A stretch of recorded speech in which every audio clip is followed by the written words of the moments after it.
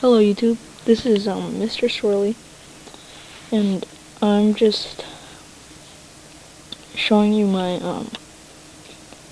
customized Lego Clone Trooper based on the Clone Army Customs one. I didn't get it there though, but Commander Devis, and I put him the little micro binoculars that he has.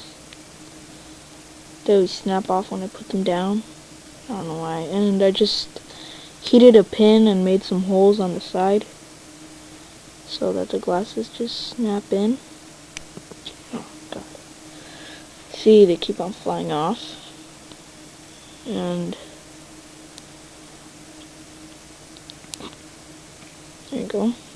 He has a little waist cape and one for his arm too, and a gun.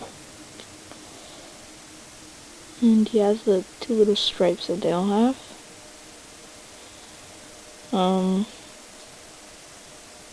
Guess that's it.